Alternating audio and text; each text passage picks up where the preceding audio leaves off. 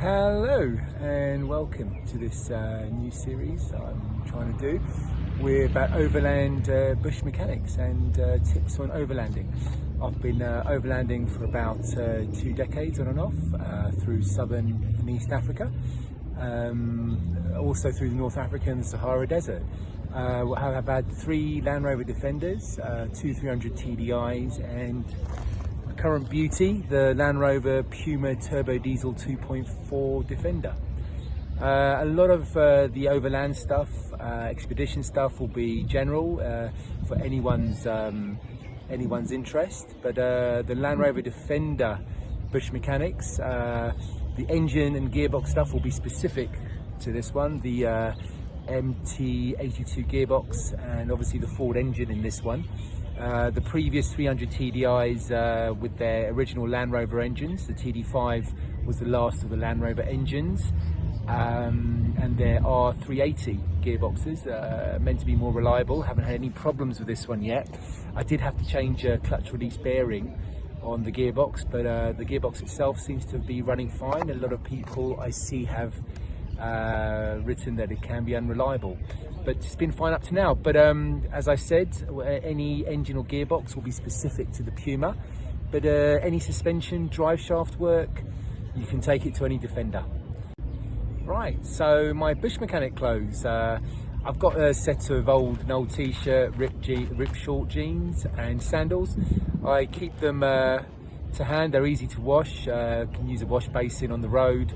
And I'm always like locating near a petrol station. The reason for this is you can get basic supplies, obviously nothing too hectic for the Land Rover, but especially now we're going to do the filter service, the oil, air and fuel filter.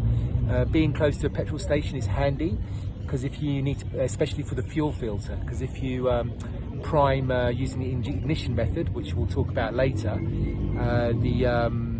it's always good to have a source of diesel nearby in case your first attempt doesn't work and leaves you stranded, like I've been. That's happened to me in the past, and we'll talk about that later. Try and find a location without too much sand and dust. Unfortunately, this one does have a lot, so I keep my sturdy blanket as well. That helps. There you go. The blanket basically stops a lot of dust kicking up when you're shifting underneath on the underside. So for the oil and fuel filter, that's helpful. Not so much for the air filter, but it's at a high level at the engine compartment at the front. So you should be good there. As you can see here, I keep an immaculate service record as I do it on my own. So I need to remind myself of the time intervals and the mileage. I use 5W30 Ravenol, which is the designated oil for the Ford engine. You can use Castrol, which is by me is the next best one, but then the recommended time intervals are shorter, and so is the mileage. For your Ravenols, it's a year and a half and 15,000 kilometers. And for Castrol, it's meant to be 10,000 kilometers in a year. As you can see though by my intervals, they're shorter.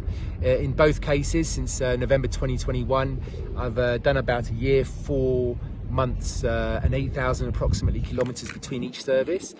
This is just a coincidence actually. What I do after about a year is start checking the dipstick and seeing how black and silty the oil is, and then deciding on that, and just keeping an eye on that. It just happens the last 2 services to be a year and 4 months, or about 8,000 kilometers, but it really does depend on how hard you drive the car and how much you use it and what type of conditions, the service intervals.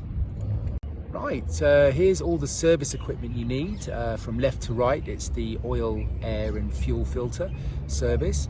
There's also, second to right, there's a torque wrench, which I'll use for the mainly for the air filter cover, but we'll get back to that later on. The big question really, genuine or aftermarket? I do tend towards aftermarket in general for all mechanics, because I also want to afford to eat. The genuines can be really expensive on the Land Rover, genuine parts, but I also go for best quality aftermarket always, OEM for example.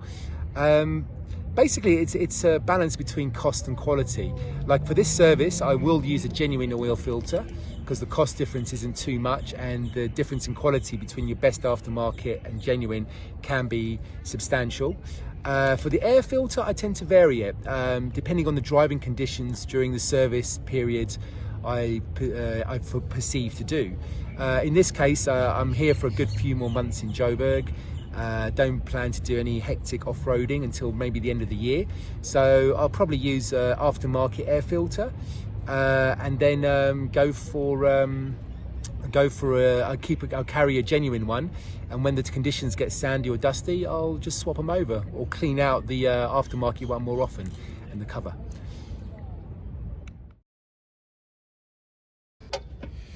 Before draining out the oil, make sure to drive the landy around for a bit to get that oil nice and warm.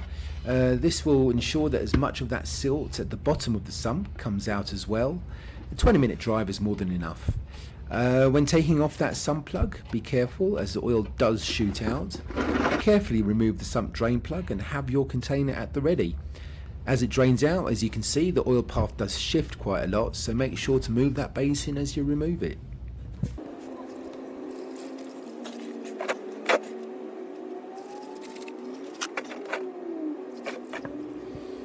Remove the hard plastic oil filter cover using a 27mm socket.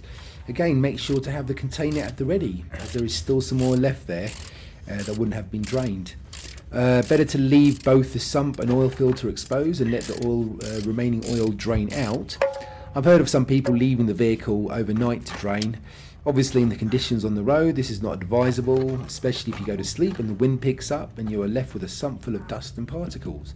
I usually leave it drain for about 20 minutes to half an hour.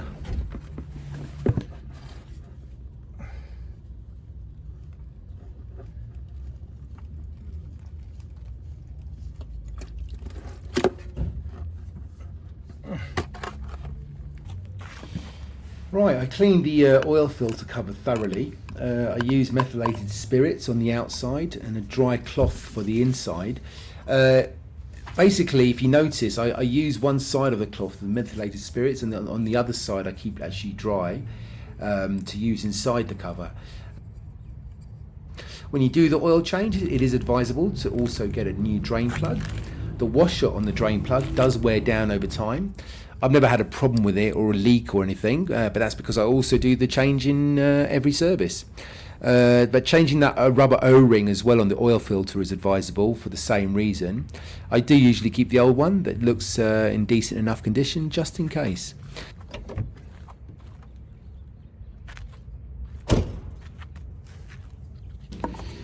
On the new oil filter, it should clip easily onto the bottom of the oil filter cover, just with the slightest bit of pressure. Make sure when you're orientating the filter that especially on genuine filters, I know that the writing should be visible and it should be facing upwards.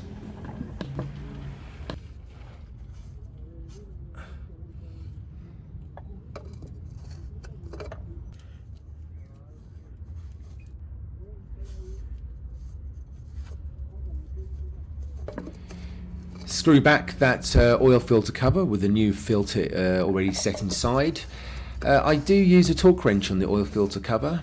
What the torque wrench does is it balances between tightness and also not damaging, rather tightening too much and damaging the any rubber washers especially, or in this case the hard plastic oil filter cover thread. The recommended setting is 35 newtons per meter. As you tighten on a torque wrench, if you've never used one before, you'll feel a pressure release as you get to the designated setting. In theory, you should use it on the drain plug as well on the sump, but I don't bother much. It's also as much to do with the fact that my torque wrench doesn't go below 30 newtons per meter, the bigger torque wrench that I have, but I've never had a problem with it before. What I also do on both oil filter cover and the sump drain plug is screw on and screw off and listen for any dust or particles in the thread. If I hear anything, I'll take off, use my rag to clean it again and put it back on.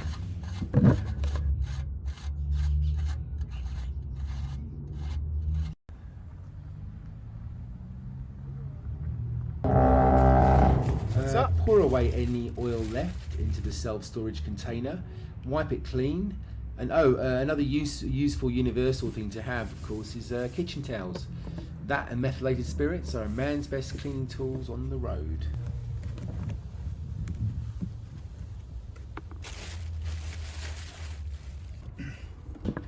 Get your 7 litres of new engine oil and open the engine oil filler cap located on the front right side of the engine. I do use a funnel filter to pour in the oil with a sieve at the base.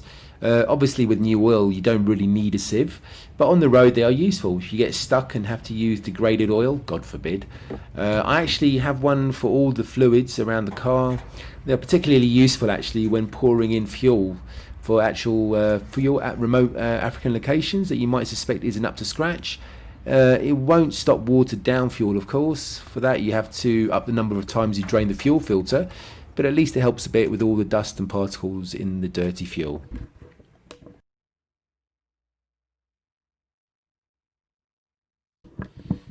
Right, before tackling the air filter cover, which I can tell you can be a real headache and bugger on a Land Rover, it's tucked neatly under the inner wing body panel at the front left side of the engine compartment. Don't forget to take off the mass airflow sensor on top of the cover. You have to unclip first though the cover itself. There's 2 metal clips on the exposed right side of the cover. Gently ease it out from under the inner wing.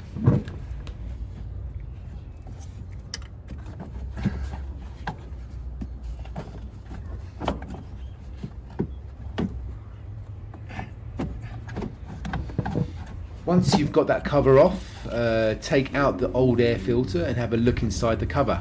Usually there's loads of bits and bobs here that all need to be cleaned out. I've seen mechanics and garages actually use vacuum cleaners. Of course on the road you can't do that. Again, myself, I turn to my trusted dampened cloth with methylated spirits and do the best job I can. I take the time to remove all those annoying bits of leaves and small twigs from the nooks and crannies inside the cover.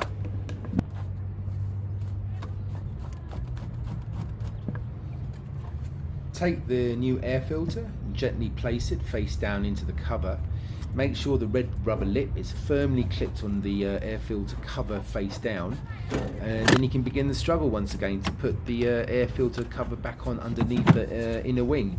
I do find putting it back on much harder than removal. I guess with everything in mechanics, taking apart is always much easier than putting it all back together. Don't forget to put back that mass airflow sensor when you're done. The fuel filter is located on the underside of the back driver's side wheel. You can take off the metal cover that covers it by turning the clip on the left side 180 degrees, and the cover should yank right off. You can take off the old fuel filter by turning it anti-clockwise. Just one turn and it should pop straight off.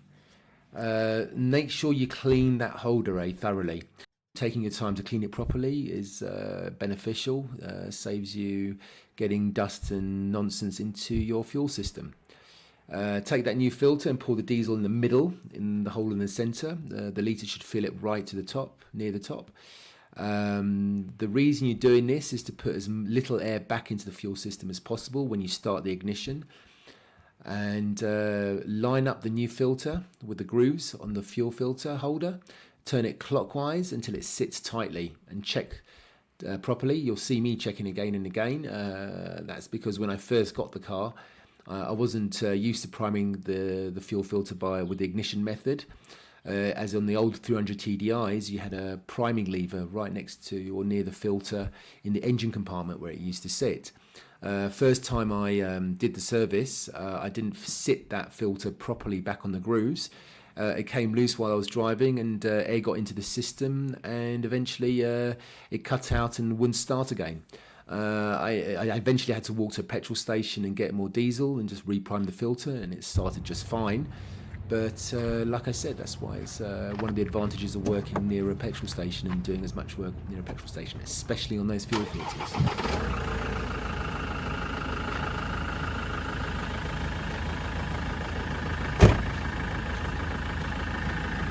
As I've said before, I use an F5W30 Ravenol oil exclusively on the Puma Landy. I also have a stealth storage unit where I collect the oil and take it to a municipal dumping site here in South Africa, which is a designated places to get rid of your engine fluids.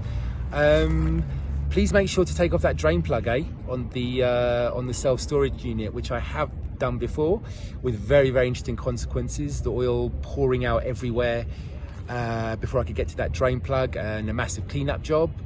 And basically I'd actually prefer using a larger wash basin to collect the oil. As you'll see, when it pours out, the trajectory, it shoots out and then the trajectory changes quite a lot. So having a wider opening to collect it, and then I use that, then pour it into the self-storage unit afterwards for a much easier, more efficient cleanup job.